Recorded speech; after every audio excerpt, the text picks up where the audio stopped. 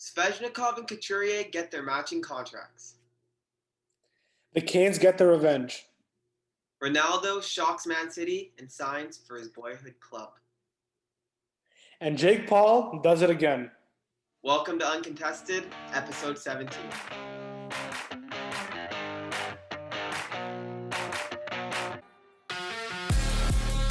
Welcome to Uncontested, episode 17. Wow, 17 episodes. John right now currently serving his quarantine, so we couldn't meet up and actually be together. But we're doing it over Zoom again. Hopefully last Zoom call for... Yeah, this is going to be the last one for a long time. I'm only doing this because I care a lot about public health. That's the reason why I'm staying in quarantine, because I'm just a great guy. I care so much. Yeah, I care so much. And I love Trudeau also. So, yeah. Exactly. But, yeah,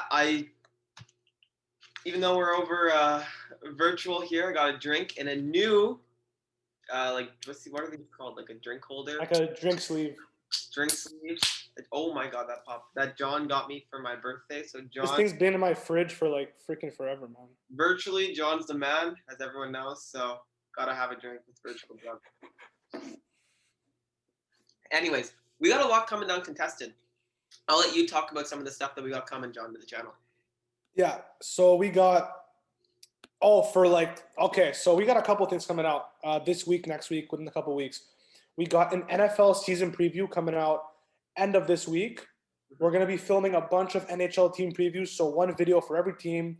We're going to try and do it once every single day for a different random team every day in September until the season starts. And we are also going to be filming us filling out our first ever NFL fantasy team. We're going to be filming that tomorrow with a bunch of our friends, and we're going to be putting that out probably sometime this week as well. Yeah, we got a lot coming, like you said. I think you may have accidentally said NFL teams preview, NHL for every day of yeah, NHL. We'll have an NHL team. It'll be random order. The first couple, we recorded the first couple a few weeks ago. We got some very cool ones coming there. Also, NFL, we're going to be doing a season preview, which will be dropping really soon. And then, now I'm going to be taking over the Twitter and the TikTok, so we are now going to be a different animal now online. Watch out. Yeah, we're going to be doing Twitter and TikTok properly. We're going to be a lot more active on those things. Yeah. David's doing the editing, so it's a lot for him to handle, and just be easier if I did that. So there you go. Well, honestly, I was doing jack shit on social media before. I've just been doing editing pretty much. I make a TikTok like once every 2 weeks. I come out. The editing takes a while though, so it's gonna be sick, man. It's gonna be popping. It should be good. We got a lot of cringy trends. So. Yeah, I'll let you talk about what we're getting into this episode. So we've got Kotka's offer sheet. You knew we were going to talk about that for sure. We've got Svechnikov and Couturier getting matching contracts. We have our Would You Rather, which is always a Would You Rather, as we know. Every time. We've got Ronaldo signing from Man United in a shock twist. That is one of the biggest signings in maybe soccer history. Mm-hmm. We've got Jake Paul beating Tyron Woodley in a split decision and announcing his retirement today. And we've got my Pesky pick at the end of the episode. And last but not least, we've got a huge guest, our biggest guest ever on Uncontested, Michael Russo, the athletic insider for the Minnesota Wild. He's an absolutely huge guest that we got on the pod. We also filmed the Minnesota Wild preview with him. So that's going to be coming out at some point, but he will be there towards the end of the episode as well. Yeah, no, well, I was thinking, we'll figure out where we'll slip him in later. But super huge thanks to him. He's obviously got a lot going on. So this guy, he writes for The Athletic, as John mentioned. On top of that, he's also an insider. So you can find him breaking news more specifically for the Wild, but sometimes league stuff. And he has 2 podcasts of his own. So check all that out. It'll be in the description.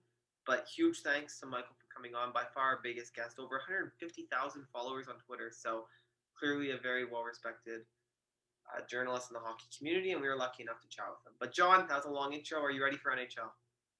Yeah, let's get into it, man. Kotka. It was so shocking. I FaceTimed you right away. You didn't answer me because you're a bum. But I was at the gym, you fucker. That's why. I told you all the big stuff happen. I'm at the gym every time. I'm not there to make the posts.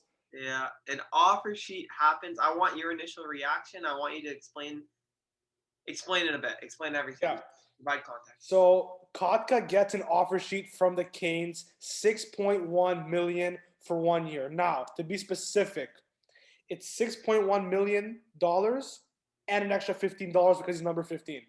Yeah. So the Canes, this entire thing was done to troll the Habs because the Habs offer sheeted Sebastian Aho in 2019, something that has not happened in 7 years, an offer sheet. So it is highly regarded as something that you shouldn't be doing among NHL GMs, NHL owners. So they obviously had a grudge on him for 2 years. So not only did they do that to troll, they also gave him a $20 signing bonus because Sebastian Aho's number is number 20. Then the GM statement, which, do you want me to read that? Well, I want to, we can get into that later if you want. Yeah, okay. So that's basically it. We'll talk about all the trolly things that they pulled off a little bit more into this, but I want to hear David's first reaction. Yeah, we're going to talk about the troll and the pettiness there, but I want to first break it down just from the hockey side. Offer sheet. I had 2 people actually this week ask me what an offer sheet is, so I'm going to quickly explain it. That's how you know it never happens. Yeah. The last one before Kotka, I believe, was Shattenkirk in 2012, was it? It was a long time ago. They said 7 years, so probably that one. Oh, okay. Anyways, it's been a while. And what it is basically you have a player who's an RFA, and you have the whole summer to negotiate with them. And typically RFAs, they don't have as much leverage, right? Because they're stuck to the team. And an offer sheet is another team giving them a contract, which the player can either accept or not accept. And then if the player does accept, the team is forced to match that exact contract. And if they're able to match it, they get to retain the player. If they don't, they get compensated with draft picks, but they lose that player. In this case, the draft picks Montreal would be compensated with would be a first-round pick for the following year, which will probably be low because Carolina is pretty much a lock to make the playoffs unless something goes catastrophically wrong. And they also get a third-round pick. And a third-round pick. And Montreal has 7 days. Now, when you're watching this, I think it'll be 5 days to match this offer. Go ahead. I saw something online. Again, I'm source not sure how reliable the source is, so keep that in mind. But I saw something which is leaning towards them not matching. Here's the thing, okay? Emotions out of it, they shouldn't match. But there's a couple problems with that. First problem, I think all of Montreal needs to realize is that I just got a Kotka jersey this summer. It was your birthday gift to me. I just got a fucking Kotka jersey, my favorite number 15, and you're telling me, just like Alex Radulov, but 10 times worse, I got a Radulov jersey when he was in Montreal. This time, I'm going to have a jersey of a player that has never played a game for the team while I have the jersey. I bought the jersey after the cup run, and he might leave before even playing a game for them. That's crazy. I didn't even think about that. That's fucking nuts. And I'm not to pump my own tires there, but the work that had to be put in to get that damn jersey, whether it's just the time, the loopholes that we had to jump to, the price to get it custom made, everything put together to get that damn jersey. And now Kotka might be gone. Yeah. It's crazy. I was worried about the Eichel thing with Kotka. And we can also talk about the Eichel thing too really quickly after this. Yeah. But that's what I was worried about. So that's the first thing. That's the most important thing that Bergevin should take into account is my jersey. Your jersey purchase, man. The last reverse retro on the fucking face of the earth. Anyway. The second thing is he's 21. And he's better in the playoffs than he is in the regular season. Still 8 points in 19 games, 5 goals, 3 assists. Nothing crazy, but that isn't bad either. For a 21-year-old, that's pretty good.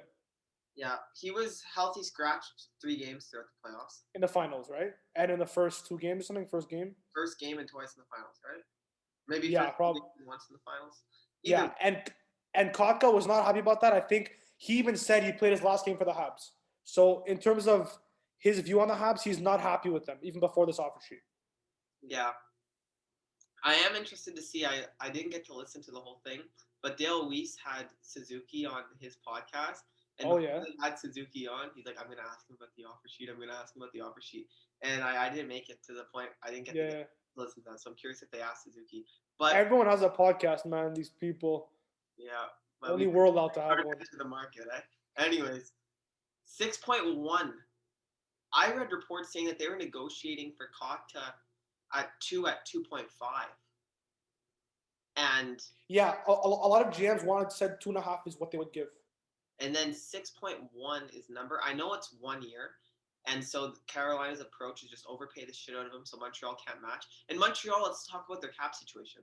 They're already $2 million over the cap. And that's with Weber and Byron placed on LTIR. So to match this, they would put themselves $8 million over the cap. Now we've seen a lot of teams, Tampa Bay, finagle with the cap. That's why when I see these cap things, I'm always like, yeah, whatever. They'll find a way. There's always little things.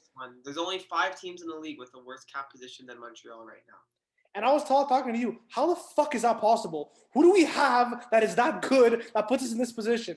Mm-hmm. All we have is Carey Price. That's it. It's crazy. Imagine we still had Shea Weber. We'd be fucked. You guys have a bunch of guys like all making like 6, like 5.5, like Gallagher's 6.5, Anderson, Drouin. Like we're a team that has a shit ton of like slightly above average guys. Yeah, exactly. That's what we are. Look at your blue line, like all of them are making either 3.5 mil or more. Yeah. Savard 3.5, Edmonton 3.5, Petrie like 6. I'm missing Sherratt 3.5. So you have a bunch of guys all making money, and it just adds up, I guess. But we're not in the studio, but I brought a couple things. One, the buzzer, in case I got to ring it on your ass today. I'm safe from it, thankfully. And second, for the offer sheet, if you lose KK, some tissues. But for the jersey, yeah. I like KK, man. It's because he's 21 years old. I think there's still a lot of potential there. Because he started in the league very early at 18 years old. He was the first player ever to play in a professional league in North America, born in the 2000s. Yeah, the first one. Fact, but that is correct, yeah. He came in very, very young, and that's why it feels like he's been in the league for a long time. Yeah. That's the thing. Honestly, if I were the Habs, here's the way I look at it. If you aren't going to get Jack Eichel, sign him for $6.1 million. Because you can't afford... Sorry? Jack Eichel is in Montreal, though. Yeah, according to Eric Engels, we'll just say Jack Eichel brought his sticks and boarded a plane to Montreal yesterday. So 2 days before you're seeing this. I think they said, what's that company there? BioSteel camp. Yeah, that's in BioSteel's having a camp there. In Toronto. Oh, in Toronto. Yeah. Okay, so we'll see what happens. He also got his new agent, so that we're also not talking about on this podcast. But Jack Eichel got him. Yeah. Jack Eichel after. But before we do, let's talk about the fucking mind games here between. What I was gonna say though is that if I'm the Habs, keep him. If you're getting Jack Eichel, let him go. Yeah, that's all I would say. To be able to say like with certainty, I'm getting Jack Eichel, but because our center depth is like Suzuki, Jake Evans. I don't know if you're gonna bring up Paling.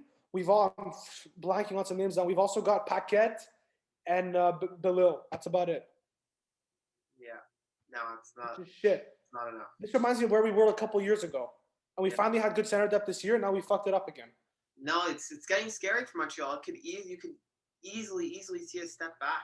Because Weber was a big part of that blue line when he was playing. Danault. We're going to find out how important Danault truly was to Montreal this year. But Kotka, man, I think you got to let him walk at 6.1 mil. Unless, obviously, if they have some plan in their head to make this cap situation work, then make it work. But I think it might be very hard to match this, and you might just take the first-round pick and hope Carolina gets bounced in round 1. But better go for Eichel, though, if you don't, because, man, that center depth is looking bad.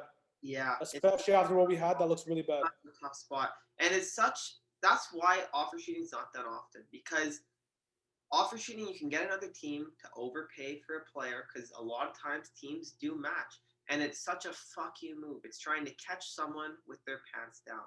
And that's why GMs don't do it, because you're pretty much burning a bridge with another GM.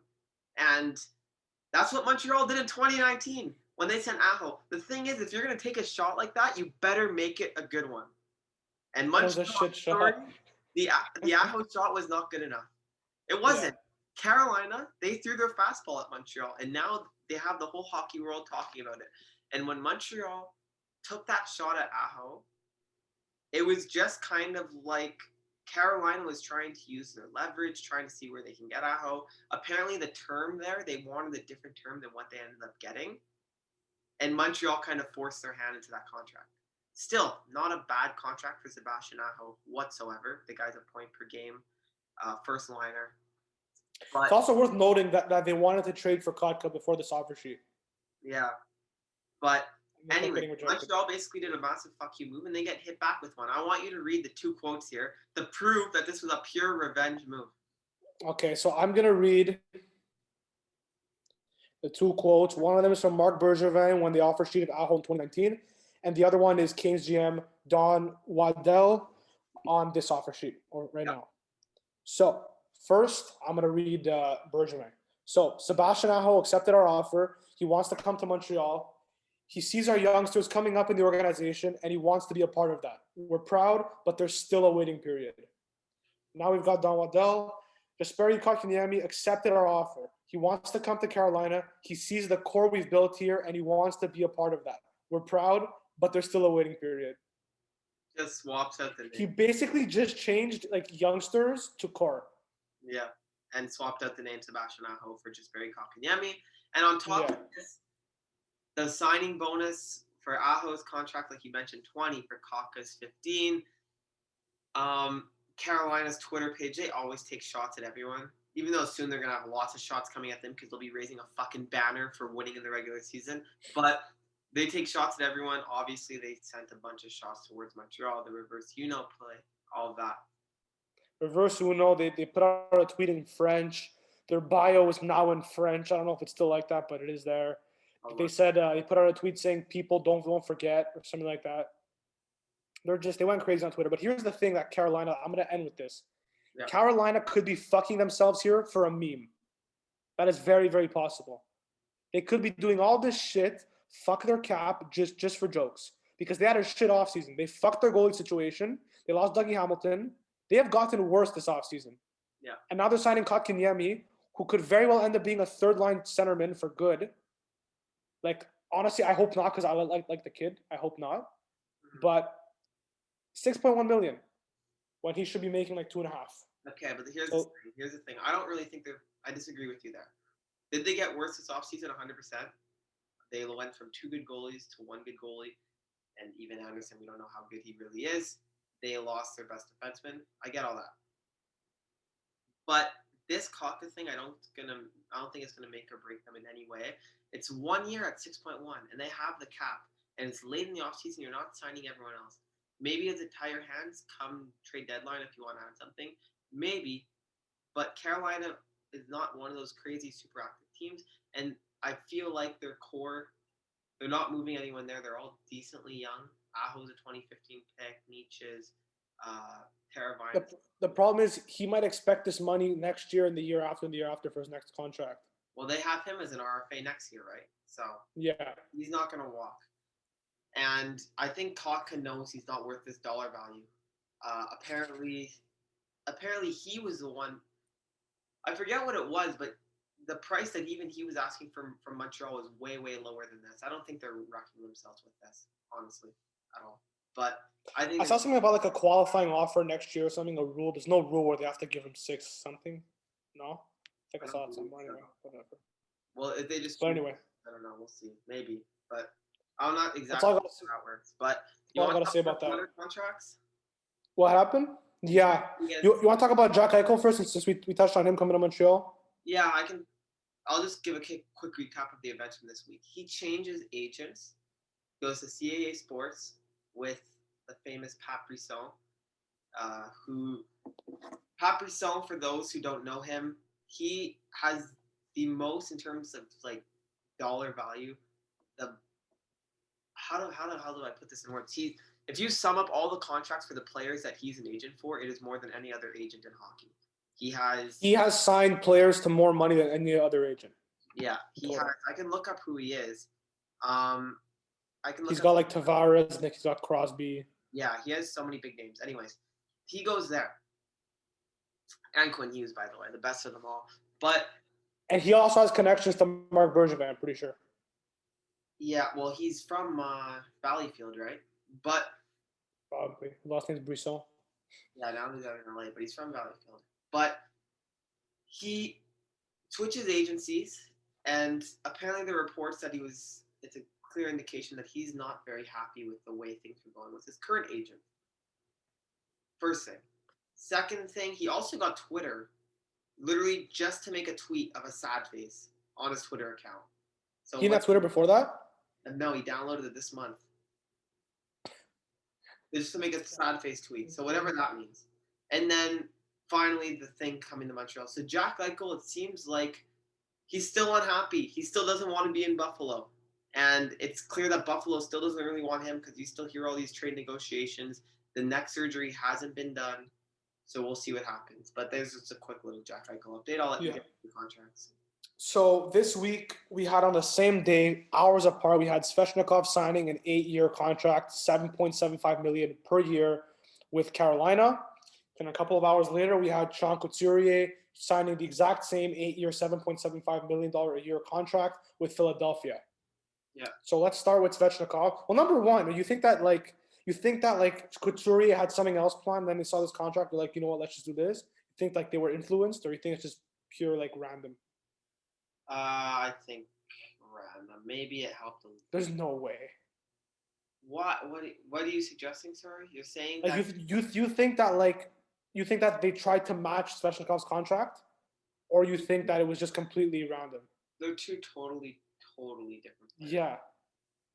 They're two different age groups. They're two players who play such a different style of hockey. Svechnikov is flashy player who can contribute so much offensively.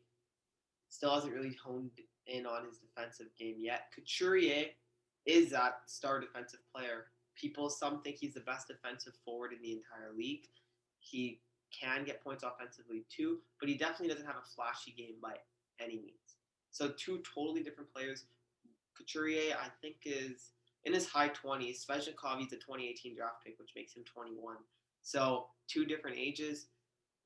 I don't see the correlation. I don't see the comparison. I think it was probably a situation where like Couturier was in that ballpark, and they just said, you know what, let's just give you the same thing as Svechnikov.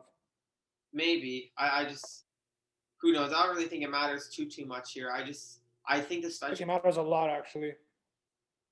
Just kidding. I think the Svechnikov contract was great. I want to say that much. Yeah, in a summer where we've seen a bunch of shit contracts for defensemen, this one finally makes sense. It's a really good contract. Honestly, if I was Svechnikov, I'd be pissed at my agent. 21 years old, 15 goals, 27 assists, and 42 points in 55 games this season. Yeah, I think those point totals for Svechnikov are a little low compared to where he will be. I mean, the year before he did better than that, right? And the kid's a star. I think he's really a star. And I think in a few years, this cap is going to jump up so much. The ESPN deal, people do not realize how much that will affect the salary cap. The cap is going to spike. On top of that, with the flat cap from 2 years, they were planning to jump the cap up by 10 mil before COVID. It was new deals, more advertisements than ever. People are projecting this cap to jump up like crazy, and contracts are going to shoot up. And so this contract in a couple years, and I think Svechnikov will be over a point per game player as he continues. Guaranteed. I think guaranteed at this point, yeah. This contract, I think, can be talked about when you say David Pasternak's only making $6.6 million or whatever. I think people are going to say the exact same thing about Andrei Svechnikov. People are going to be like, how's he making less than $8? I think that's what's going to happen with this contract. I agree. I mean, this takes him to his middle end of his prime here, and he's making $7.75 million in his freaking prime. This guy's going to be, I think, a superstar in this league. So that's going to be absolutely insane for them. Again, I'd be pissed at my agent. Yeah. And then you look at Couturier, making the same amount of money, 28 years old, former Selke winner. He had in 45 games, 41 points, 18 of those were goals. Yeah. Yeah. That one, initially, I thought it was a bad contract because 28 years old. He's going to be 36 at the end of the contract. And these contracts usually, both sides know it's not going to be very good towards the end, but they kind of just take it. But with players like this guy, like Bergeron, these players who are just like fantastic two-way players, they tend to last a bit longer. Because even if their offensive side dips, their defensive side is still very, very valuable. Well, these defensive forwards, they also don't develop. Like, part of the reason why they last longer is because they don't really develop into themselves until later ages. Dano didn't become Dano until, honestly, last season. Mhm. O'Reilly didn't become O'Reilly until he was 28. Barkov is actually pretty quick, but even him, it took a few years to really develop his defensive game. Look at Bergeron. It took Bergeron until like 30. And Yeah. Couturier didn't become Couturier until the 2017-18 season, where he popped off with 76 points in 82 games. And since then, there's really been no looking back. He's been at the top of the league defensively. He's been around a point per game offensively. So if you ask me, 7.75 mil for a guy who's going to get a point per game and play in every situation, great deal. But Yeah. if you're only going to pay a guy at that price, you got to expect that there's going to be some negative to the contract for the team, and that negative is the term, where he's going to be getting paid till he's 36 at that price. We'll see. Bergeron has lasted just fine at that age, but also Bergeron is known as like the best defensive player of the era, so it's going to be hard to replicate that. But I don't think it's a bad contract. I think it's not a great one, but I think the team got the short term is going to be good. The last couple of years are probably like, oh, it's an overpayment. But it's Sean Couturier, someone who means a lot to the team. Yeah, I think both sides got what they wanted here, so you can't really complain too much. Yeah. Now I want to roll the Russo interview. Yeah. Is there anything else we want to talk about for hockey? Just our would you rather, but we'll get to that after Russo. We said Jack. We talked about. Yeah, I think we got everything. Okay. All right, so we're about to roll our interview with Michael Russo. We mentioned him in the intro and all of his accolades, and we're going to do that again in the interview. So enjoy that, guys. We get into a lot of fun stuff. And John, anything before the interview? All right, we'll roll the clip. We are very excited to introduce our next guest to the show. We are pumped to welcome Michael Russo. Mr. Russo is a writer for The Athletic who covers the Minnesota Wild. You can find him on Twitter at Russo Hockey, where he has over 150,000 followers and is a great follow. He also has 2 podcasts, one called Worst Seats in the House and the other Straight from the Source. Welcome to the show, Mr. Michael Russo. Yeah, thanks. And you don't have to call me Mister. So it always makes me nervous when people refer to me as Mister. So you can call me Mike is fine. All right. How are you doing? How's the off season been? It's good. You know, it's as I was telling you before, it's not over yet. You know, just sort of waiting on Kaprizov to sign, and then they'll pretty much be done. I think. You know, you never know when the off season's done, right?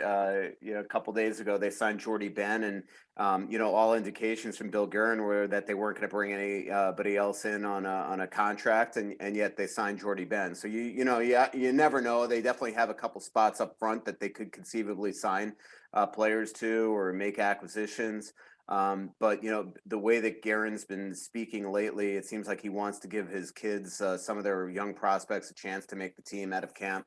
And if all of a sudden you sign a veteran guy to, you know, a one-way contract, you're pretty much blocking out some of those guys in Iowa. And there's just going to come a point where this team needs to bring up, you know, young guys, whether it's their top prospects like Rossi or Boldy, or even guys that have paid their dues down in Iowa the last couple of years, like Connor Dewar and Brandon Duhaime, you know, in bottom 6 or 13th forwards roles. I think that's something that the Wild would like to do this training camp. Yeah, so I guess we'll start there. You mentioned Marco Rossi. What are the plans for him this year? Obviously, had some very bad luck last season. What's the plan with him? Yeah, I mean, the plan is he's coming here September 4th. He finished his last Olympic qualifier today. They actually won. He had an assist in the game, but they lost their first couple games, so they're not going to make the Olympics, which I know has got to be disappointing to him. I did a big story on him the other day, and the most important thing is he's absolutely healthy. He's been working nonstop since early June, pretty much getting on the ice twice a day, working out twice a day. If you know him, he's a rink rat and a gym rat. So, you know, his goal is to come here September 4th, get integrated with the team.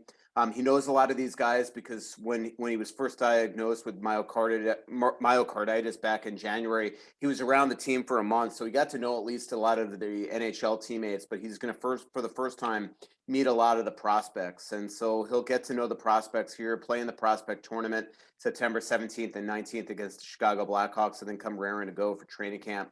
You know, he has barely played meaningful hockey in the last 18 months. He's only 19 years old. I'd be shocked if he made the team right out of camp, but his full intent is to make the team out of camp. But if you know Bill Guerin, we saw it last year with Matt Boldy, even though he was tearing it up in Iowa. He's real conservative, trying to, you know, thrust these guys into the team at such a young age. And when you're talking about Rossi not playing hockey for 18 months, and last time playing meaningful hockey was major junior in a shortened season, I'd just be shocked if Bill Guerin, even if the kid came into camp and just, blew everybody away, if he didn't give him a little time in Iowa. So that's my expectation, but we'll see. This kid has defied a lot of odds, and he is fully intending on not spending a second in Des Moines. Yeah, no, a lot of excitement about him for sure. Like you mentioned Gym Rat, some of the videos I've seen of him on social media are crazy. But yeah, you talk about that young group, and for years, I feel like throughout the 2010s, when you thought of Minnesota, they're always that playoff team, but never really had that young, exciting core. And now they're starting to put that together. Let's start with the draft in this year's offseason. They had 2 picks that a lot of people thought were home runs. Wallstedt at 20, who a lot of people thought were going to go to Edmonton. You guys take their pick, take the goalie. 26, Carson Lambos. What do you think of those 2 picks in the draft in general? Yeah, I don't think the Wild ever thought they were going to get Wallstedt. They had him ranked higher than the other goalie, in the first round, and then all of a sudden he felt him, and that's why the Wild hopped up. They were convinced that a team like Edmonton would take him, but Edmonton obviously traded the pick. There were teams behind them trying to flip over them.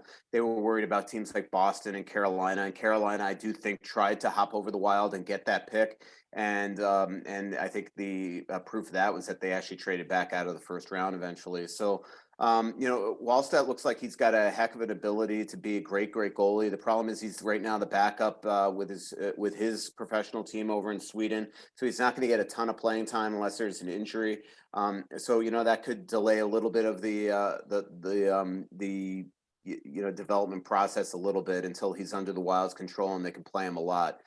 In terms of Lambos, another kid that should have been a higher draft pick, but he had a lot of health issues last year that right now, out of respect, I won't divulge, but it's something I think eventually he'll talk about. But he had a medical issue that wasn't an injury. And I know it was a scary time for him.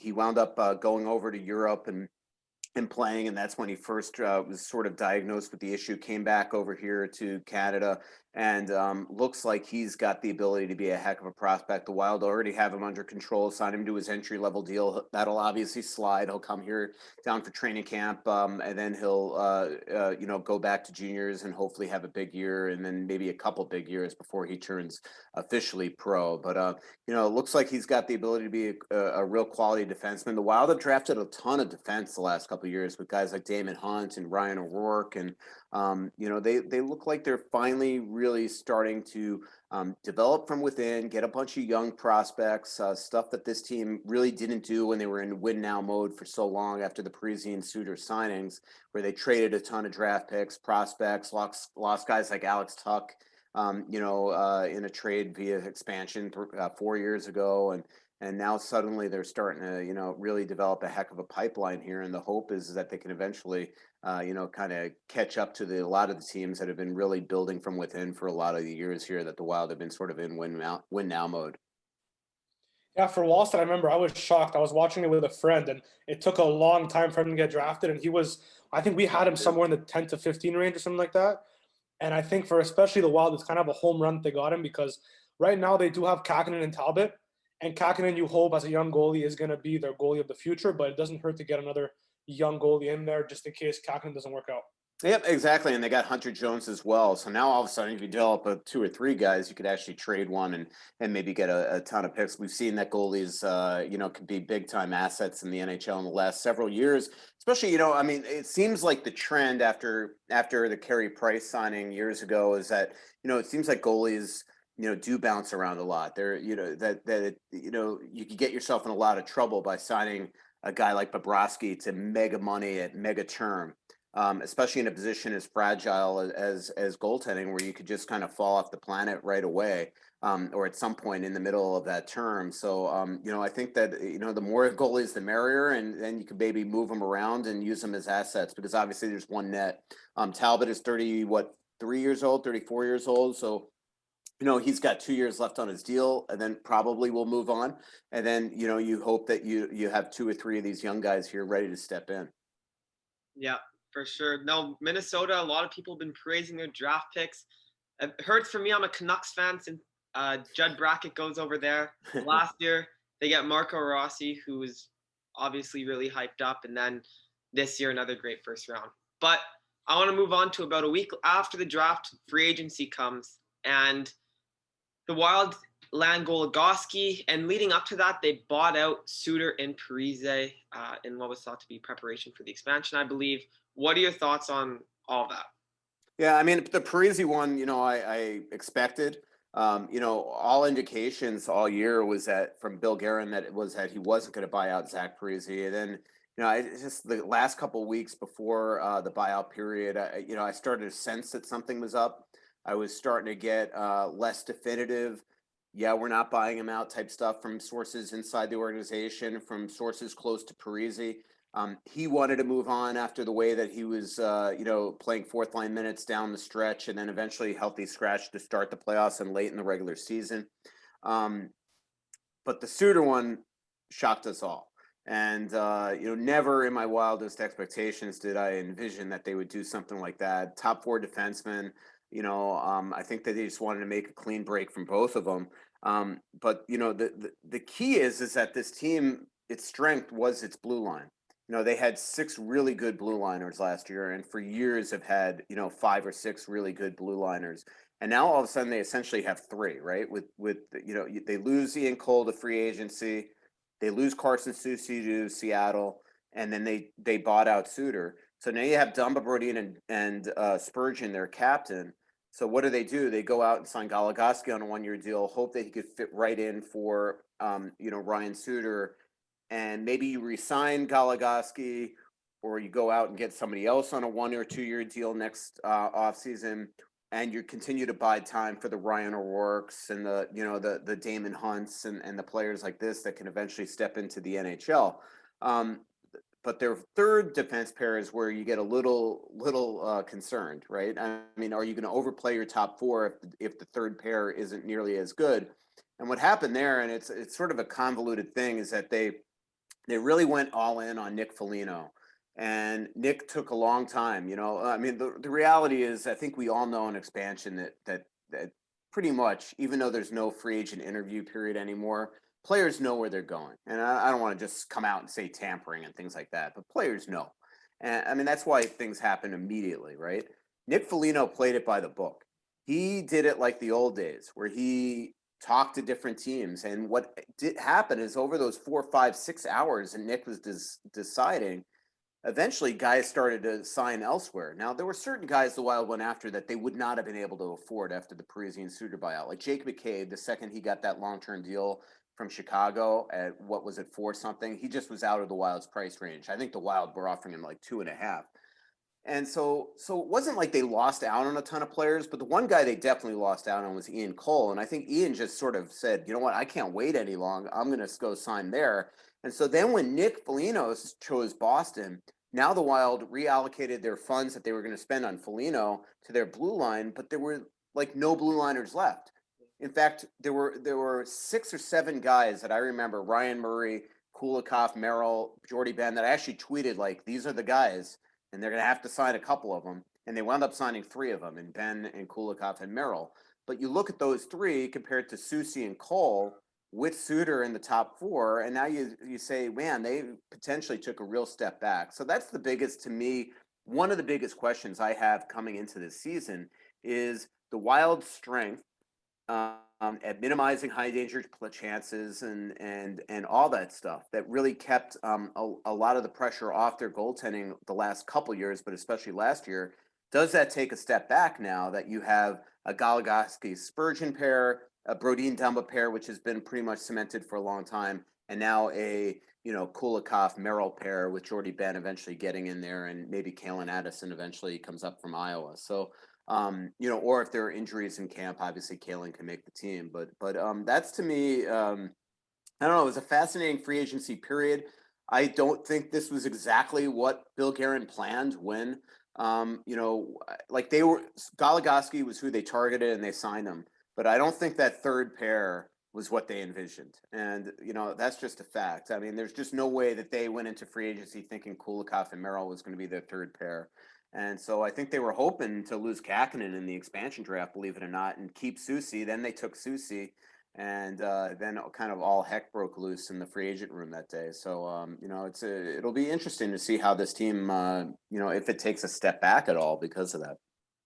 Yeah, and we'll get more into those free agency decisions and moves on. We're gonna have Michael on for our team previews. As you guys know, we're previewing every single team, so we're gonna go through all of that and more with Michael there. So check that out.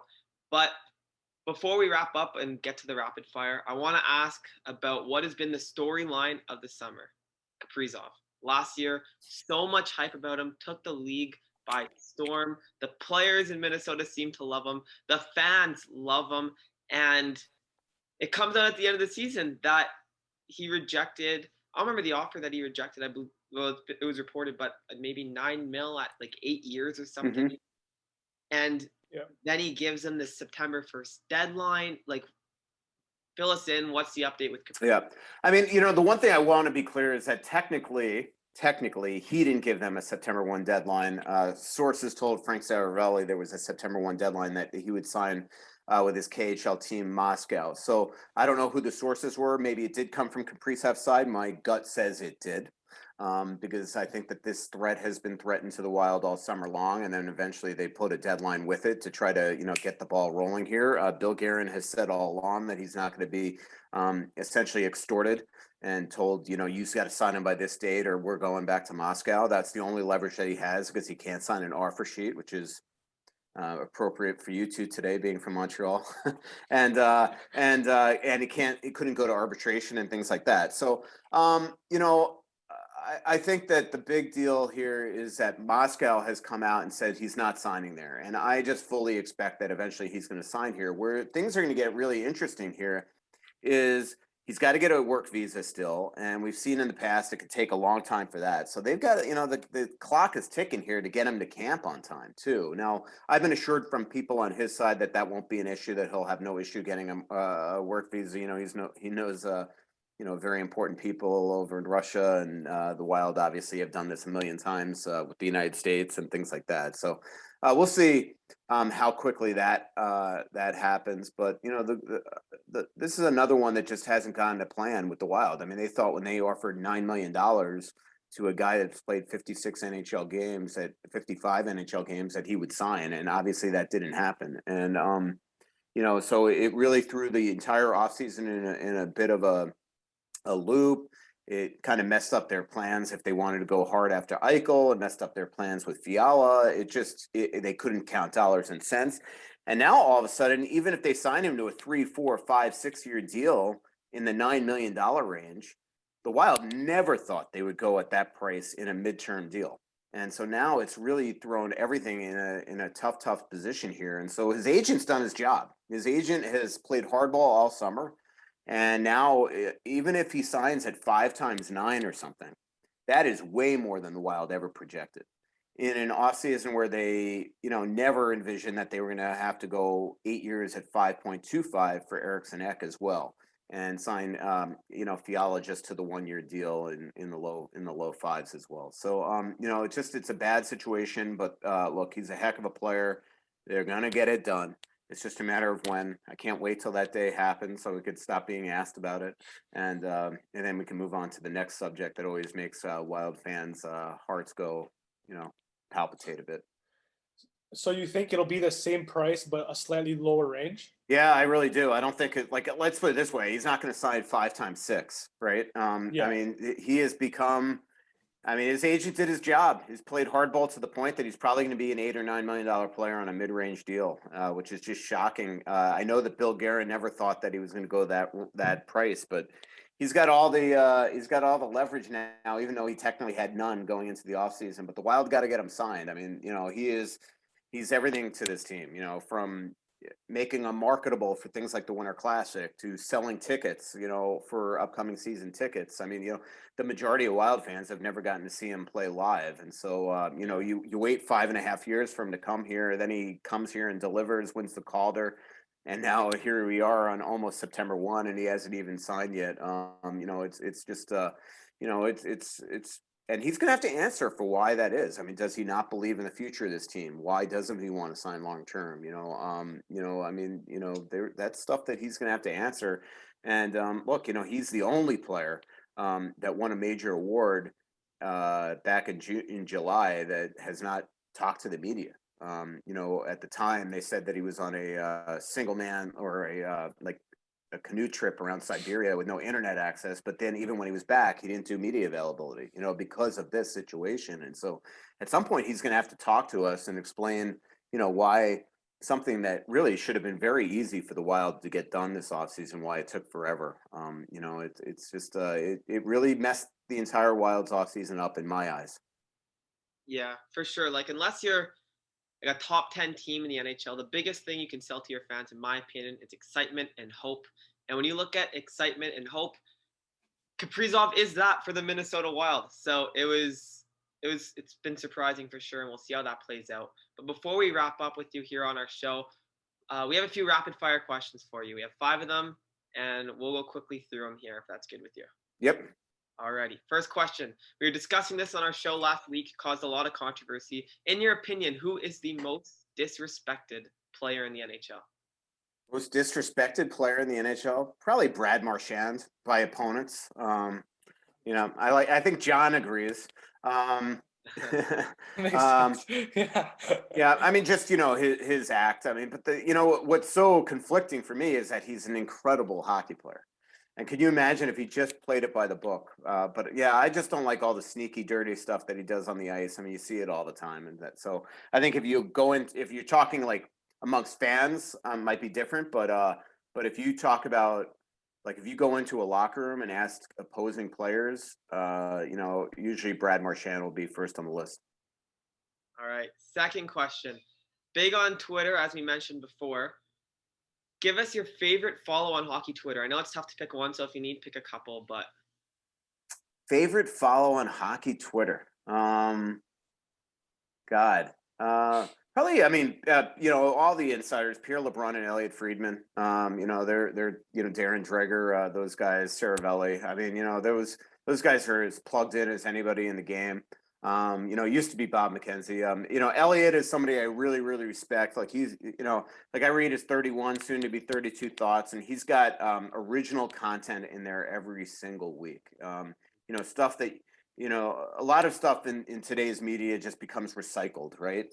Where he sits there and I mean, you read his stuff to learn what's going on in the game. So I really respect him. And then LeBron, same thing. I mean, just context everywhere. A really close friend of mine, a colleague at The Athletic, which I'm proud of as well. All right. Funniest player you've interacted with? Oh my God, so many of them. I mean, the first one that popped in my mind was Derek Bugard, the late Derek Bugard. The guy was just a cartoon character. I used to go over to his locker and he had a locker in the Wild locker room.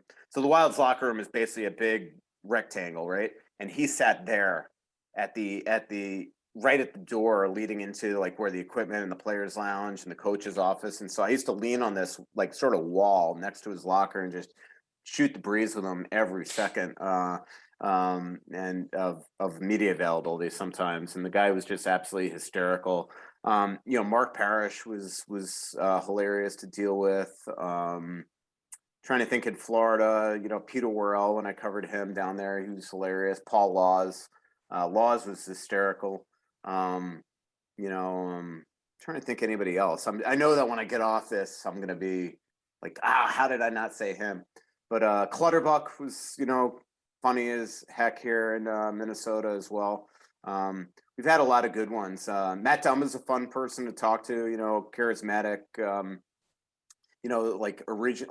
what I like when you talk to somebody is people that crack jokes that aren't just like sort of politically correct in everything they say, cliche driven, things like that. And so when you get, a guy like Dumba, it's always very different. Marcus Foligno, another one.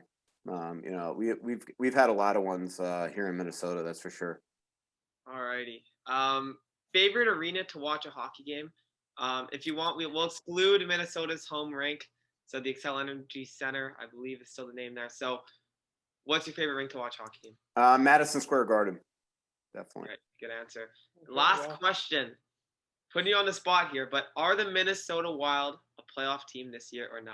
Yeah, I think in this division, they will be. I think they'd have probably a little better chance in the Pacific. No offense, David, but you know, but yeah, I mean, to me, I think St. Louis is taking a step back. I think Nashville's taking a step back. I think Chicago's taking a step forward. I think Dallas is going to be where they always are. So to me, Winnipeg is going to, take a real step forward. So to me, the teams still are Colorado, Winnipeg, and Minnesota with St. Louis in there. That's just my gut.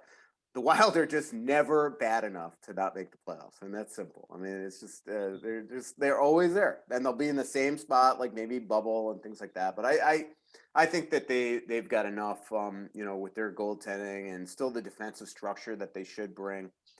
Maybe I'm absolutely wrong. It would be nice at one point. I know the fans would hate it, but it would be nice at one point for them to just completely fall off the absolute map and get a top pick. But that never happens. Yeah, known as by many as being one of the most mediocre teams in hockey for a while. I was gonna say that. But we're hoping that this year, for you, Michael, it's a bit different. But yeah, thank you so much for joining us. If you guys liked what you watched, lucky for you, we have a team preview with Michael going up if it's not already up at this point. So go check that out. Thank you so much. Check out Michael's work at The Athletic. He kills it over there. Follow him on Twitter and Instagram. We'll leave all of that stuff in the description. So thank you very much again. No problem. So thank you to Michael for coming on. He killed that as always. And there's a possibility maybe one day you'll see him in studio.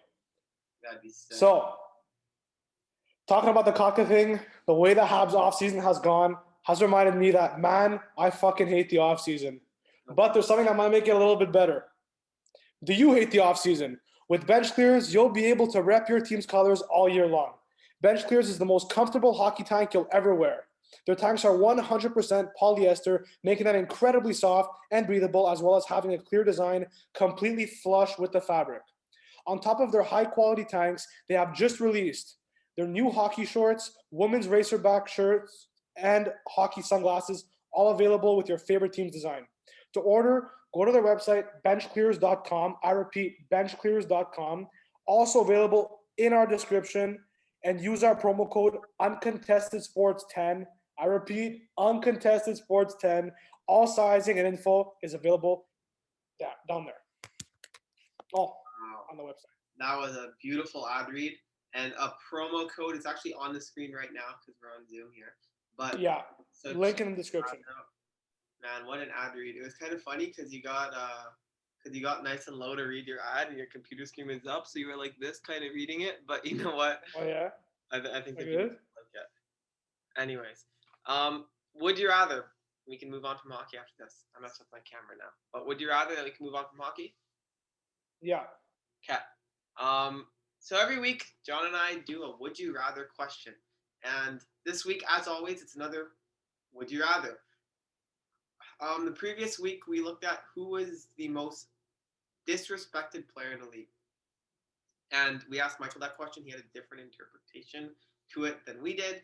But basically, he was saying who's the most underrated player.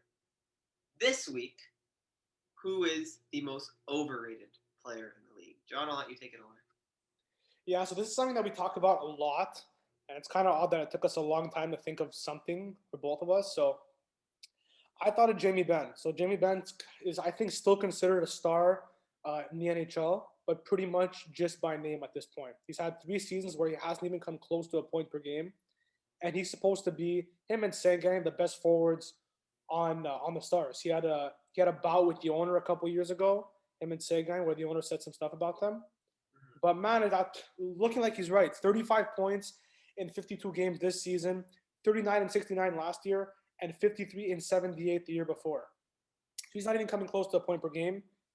And it's not like his defense is insane or anything like that. So yeah, that's fair. I don't think anyone thinks he's a star now. But when you think of the Dallas Stars, you think of him leading that group offensively, and it's just clear that he hasn't. So I agree with that. I think Sagan, I'm glad you mentioned him in there too, because he's another one. He had well under a point per game last year. Couldn't score a goal if his life depended on it in the bubble. And I get that there was injuries there, and he didn't really play much this season because of those injuries. But man, it's like when you're not putting up points like that, they both have reputations for leading the way there offensively when really it hasn't been them. When you have two candidates for the most overrated player in the league on the same team, that is a recipe for disaster. Yeah, it is. And they get overrated because Dallas the year ago was in the finals. The year before that, they were double overtime at the second round. Like, they're a team that's been pretty relevant. I know last year they missed, but it hasn't been those guys making them relevant, that's for sure. So I guess my most overrated, I actually really struggled to pick this because every player that I thought of as being overrated, I was like, oh, well, they're not overrated because of this thing. And I had a hard time picking one. So I'll give my player and I'll give the honorable mentions here. My player that I chose was Philip Grubauer. He is signed by the Seattle Kraken free agency, 6x6. A lot of people like that contract. Problem I have with Grubauer, yes, he got nominated for the Vezina, but it was based purely off of his wins.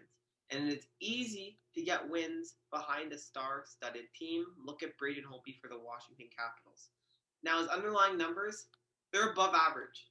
So that kind of goes against what I'm saying. And he's had some good save percentages in recent years. I just feel like he's always been on good teams. Like before Colorado, he was in Washington, backup with favorable, when he did play favorable games and stuff.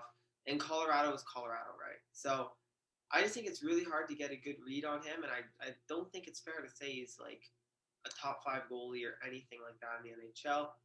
And he's getting paid like one at 6 by 6, right? Maybe not. Well, top 6. I just took a look at Money Puck. That's what we use for our goalies' advanced stats. Mm-hmm. And if I counted correctly, he's 19th in the league in terms of wins above replacement. Is it wins above replacement? Yeah, wins above replacement. Was that in the playoffs? I think regular season. Oh wow. Okay, I always thought he had. Was I looking? Let me relook because I didn't change the thing here. Oh, it is playoffs. That was playoffs. Well, I fucked myself there. I'm looking at regular season.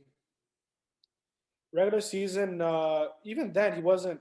Increase the minimum games though, eh? To what? Like 16.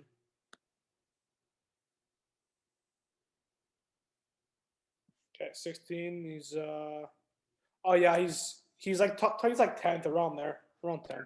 But still not what his contract is worth. 6 by 6, no, not a chance. Anyways, other guys that I was thinking of, Johnny Gaudreau. He had an unreal year. He was in the top 7% of players in terms of their wins above replacement percentage. But the year before that, he was atrocious, and I feel like people still put him as Calgary's best player when for me it's clearly Matthew Tkachuk at this point. And he's someone I was considering. And I don't know, there's a few others, but I ended up going with Grubauer. You went with Jamie Benn. Those are our most overrated players. Let us know what you think. Who do you think the most overrated player is in the NHL? In the comments. We got a ton of those. So. Oh yeah, if you can get a word in those comment section, you're lucky. It's hard for us to reply to all of them, but if you write something, we'll do our best, man.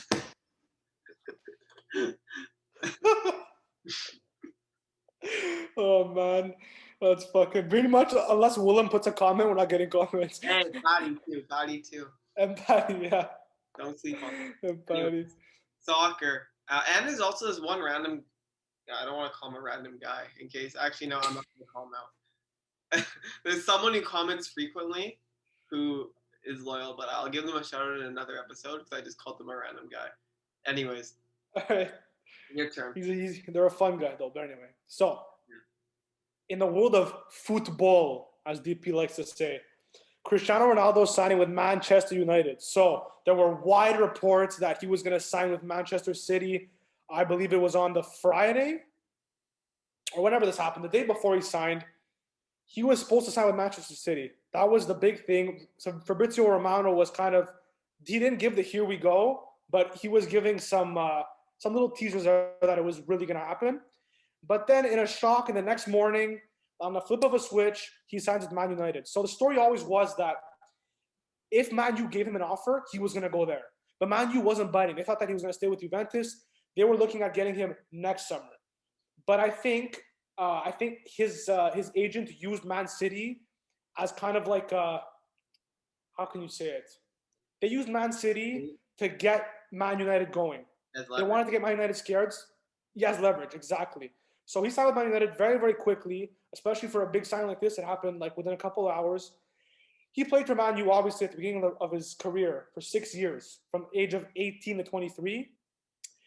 Had a lot of success with them. I believe he won the Premier League with them. Again, this is way, way before I ever started caring about soccer. I'm not an expert on that thing, but right now he's 36 years old. He had 29 goals for Juventus last season in the Serie A. And to put this in a perspective here, he was first in the league in Serie A. The other top 8 had at least 2 more games in him. A lot of them had 5 more games in him. He had 33 appearances, 29 goals. Second place had 25 goals, and they all had more appearances than him, or 24 goals, sorry. So he was 5 goals up on number 2. Yeah. So at 36 years old, he is still a top 1 or top 2 player in the entire world. Him and Lionel Messi, pretty much, still after so many years. Yeah. Now, he's a big piece for Man United, but he's not really what they needed in terms of positionally. But when you get a player like that, you take him no matter if you need him or not. Are you done there? Can I get in on this? Go ahead. Where do you think he plays? Because I was listening to something today, and they mentioned that they really think he goes center forward, and that would, because they've never really found that center forward that they need. They've had players come in that people were excited about, but a lot have disappointed, and people can see him going there. You could put him on the wing, but the thing is because when Ronaldo used to play for Man U, that's where he played on the wing, but he lost a lot of that pace. He still can score goals. He still has a great kick. He'll fit right in with Man U when it comes to his penalty kicks. But where do you think he plays? Wow, look, I gotta say, I'm impressed. Thank you. I was gonna say, yeah, I agree with you there. That's what I was gonna say. I think he plays center forward or striker. That's where he played for Juventus now because of that lack of pace, and that's what his FIFA card is. So that's where he's got to play, right? EA Sports, they know it all. So it's gonna be exactly, it's in the game. So center forward or striker for sure. Man U had Cavani, who they were planning to use as their striker, but obviously when you get Ronaldo, all bets are off. And right now, I wanted to mention Man U right now, in terms of needing to compete for a title, they still need to get a holding midfielder, so a defensive-minded midfielder. Yeah. They've needed that the entire offseason. They've needed that, and Ronaldo does not fill that need.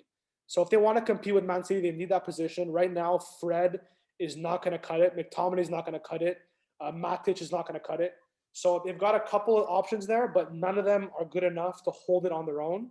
Because what happens is that Pogba is forced to come back, and he can't play as attacking as he'd want to.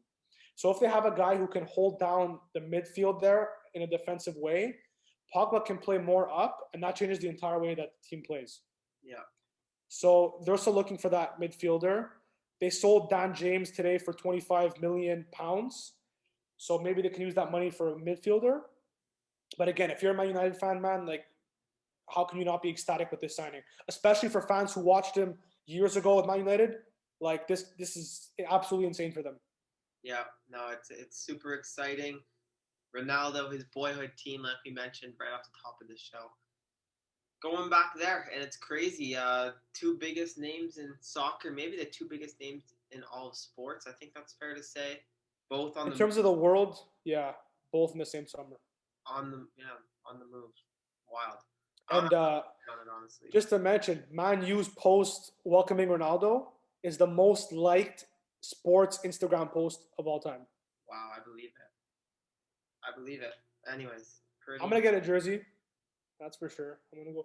You got it. But we'll see how they do with him, because Man City, obviously, the better of the 2 last season, went to the final of the Champions League, finished first in the Prem right during the regular season.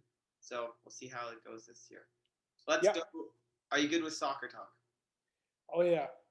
So now, as I like to always intro it, the most real sport of them all, a Jake Paul boxing event. Last time we talked about this, John, the buzzer was rung. I have it here again, so you better watch what you say.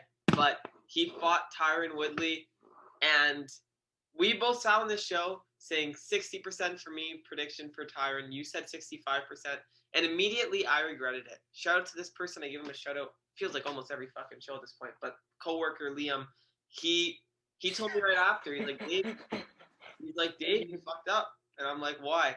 He's like, I know who Jake Paul's training partners are. They're all really good, and he does really, really well in them. You hear any of them talk about Jake Paul, they all have good things to say. And I get how Woodley's experienced, but he's a UFC fighter that didn't use a boxing stance when he fought. He's always someone, he landed his strikes because other fighters were anticipating the takedown. And he also told me, I'm pretty much reciting what he said, but it's all good stuff. And he also mentioned how Woodley was a welterweight. We talked about this too. Jake Paul walks around heavier, the height difference. But he told me, he's like, man, I really think Jake's going to win. And then Jake comes out there, and per the judges, 2 of the judges' scorecards, he won 6 of the 8 rounds. Tyron ends up going to a split decision. But what do you think? I watched this one on a random Instagram live that I found on TikTok. And I'm also proud of you for not paying for it this time. Yeah, no. However, we both watched it, so you can make an argument that maybe we should just be paying for it because we were watching it, but fuck that. He's got enough money. So this event, I think, was the most legit event out of all of them. The fight was the most legit. It looked the most legit. 8 rounds. It was a fun fight to watch. I missed the first round. But for me, Jake Paul did deserve to win. I don't think he won 7 out of 8 rounds. I still think he deserved to win overall. However, in terms of like Jake Paul was never close to knocking him out.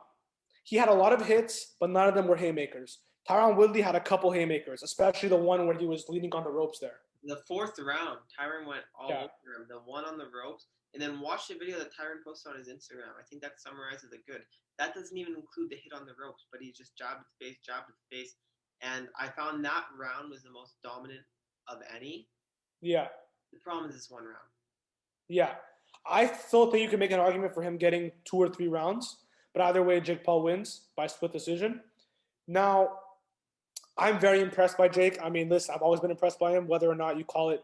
It's not rigged. You can say it's a little bit in his favor, but this time you can't really say much. I don't think Tyron Woodley knows how to punch him the exact amount that he's going to get freaking knocked around, but not knocked out. I don't think you can do that. I think this was as legit as a Jake Paul boxing event could ever be. I said the last one was legit. I've been saying it's legit the whole time. I said this one is legit. I know, but I've been saying it's legit the whole time. But the event was much better last time. We were talking about Logan Paul last time. Oh, well, Logan, Jake, whichever one. Even Askren, we ripped it too. The very first episode of the podcast we ever recorded. Yeah. Right after Jake Paul Askren. And I still think the Logan one was more sus than all of them. Anyways, either way. Jake Paul, man. The event was put on well. Obviously, going to Showtime, you expect that over Triller. And yeah, I don't know. I found Ariel Helwani hosted it, eh? Yeah, he did a good job. I like Ariel Helwani, but anyways, I thought it was good. I can't really complain there. They also had a bet with the tattoo, and Jake Paul doubled down because Tyron asked for a rematch, and he said if you get the tattoo that you were supposed to get, we'll do one. And he said sure. And Logan mouthed off a little bit. I like Logan, but he needs to relax a bit. Yeah. But I don't think he's gotten the tattoo yet. What did Logan say? Well, Logan is just like, what do you say? I forget what he said now. He was like, I ended Floyd Mayweather's career. He said it again. And then he was talking to Tyron, and he was like, what did he say? Did he say you're old news or something like that? Probably. I think he said he's old news. But, like, yeah, so they're supposed to have a rematch. That's what Logan said. Yeah. So it's supposed to have a rematch, but now today, Jake Paul tweeted that update status, retired UFC fighter. So if he's retiring on Twitter, that's what retired boxer. So that's what he said on Twitter. Again, we know with fighting sports, people retire all the time and just don't come back right away.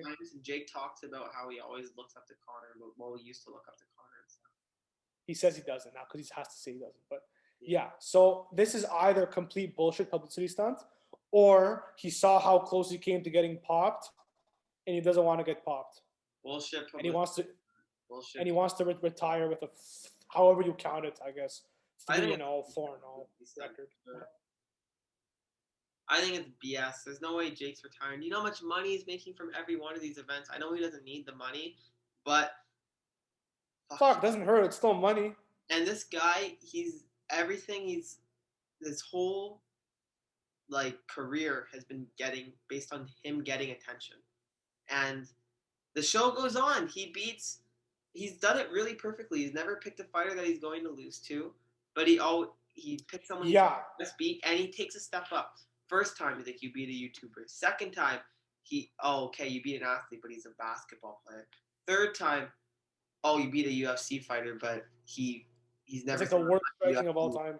And then they're like, now the argument's like you beat a UFC fighter who was a champ, but he's someone who can strike, but has never been a pure striker or used a boxing stance. So we'll see what happens next.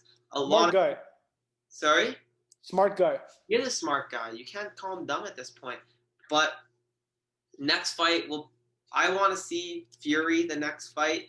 They've been chucking shit at each other. Fury's brother? Yeah, Tommy, right? Tommy. Yeah.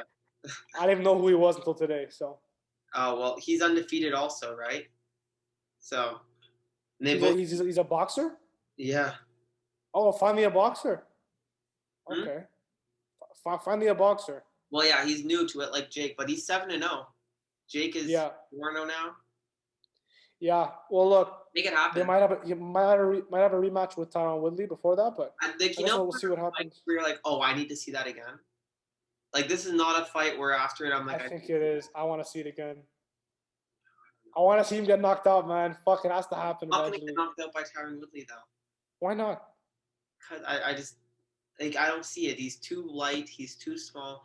And I think he'll get a shot. Yeah, but that wasn't the problem, though, because his punches packed harder than Jake's. But that was the problem, because he was never able to consistently land punches, because for him to land punches, he had to get to the inside, and Jake made that difficult for him. Like, don't get this wrong. Jake had a good fight, and he made it difficult for Tyron to get close and actually land those punches. So Jake also got really gassed, which is normal for a young fighter. He's also never been that far into a fight before. He usually ends them pretty quick. And, he got super gassed, but he recovered, which is actually very impressive. He did. That was huge, man. He did a lot of things right. So we'll see. The show goes on for him. He'd be stupid to retire. I don't think he does. But anyways, you never know. Yeah. And speaking of the show going on, this show also goes on. And we've got my pesky pick of the week. That was a beautiful transition. There you go. I'm good with those, eh? So we could have picked the cocktail thing as a pesky pick of the week, but we got another one. David came up with this one, so I'm cheating a little bit, but Juju Smith-Schuster doing the crate challenge. He was at an outdoor party, and he did the crate challenge. If you've seen that, it's been going around the last week before. It's basically this challenge where you stock up a bunch of crates in like a stair formation, like this, and you're supposed to go up and down the crates. And the thing is, it gets kind of crazy because these crates are plastic, they're empty, they wobble, and a lot of people have gotten hurt in pretty crazy ways. There's this guy I saw going up on a bike. He freaking wrecked himself. So to see Juju Smith-Schuster, somebody who is known last season for having a lot of flair off the field, taking attention away from his actual game, talking too much on TikTok and dancing on the logo. This is just another one in a long list of off-field shenanigans that he's pulled. And I don't think the Steelers want to see him putting himself at risk of an injury doing this challenge. Yeah, was it the Browns that just absolutely wrecked Juju last year? Because after they lost, they did their own TikTok or whatever. I think it was. But they filmed the TikTok in the room. They're like, Corvette. Yeah. Anyways, you're right. It's been a long list of shenanigans. And I'm not sure if this is an only Ontario thing. I'm not sure if you guys did this in Quebec. But just to describe the crate challenge, did you get milk in elementary school? Was that a thing? You guys would get milk. Oh yeah, that's a good comparison. Yeah, it's a good comparison. Yeah. And you guys would have milks brought to your class, and all the milks are put in this pink little plastic crate. Plastic crate, exactly. And that's what these are. So anyone who's lifted one of these or see these, like, they're light, they're plastic, and like the surfaces at the bottom are all smooth, so they can slip off of each other. They like if the one at the end of the get up to four, it just bends, whatever. They're plastic with nothing in them. So it's They're like this thick too, and you're stacking them. like it's a risky thing to do. Like you see these injuries, people going up and they fall, they land around their nuts or whatever. Other people like they fall sideways on their legs, whatever. And for a football player, one of the most important Steelers, to see him pulling this shit, as a fan, I'd be losing it. I would feel the same way as I did when fucking Markstrom was doing backflips. I was gonna say that. Yeah, I was gonna say that when you stopped talking. Yeah. That's how I would feel. It's outrageous. And a week before the season. Yeah, with all the injuries that we've been seeing too in the preseason. Yeah. Yeah, fuck.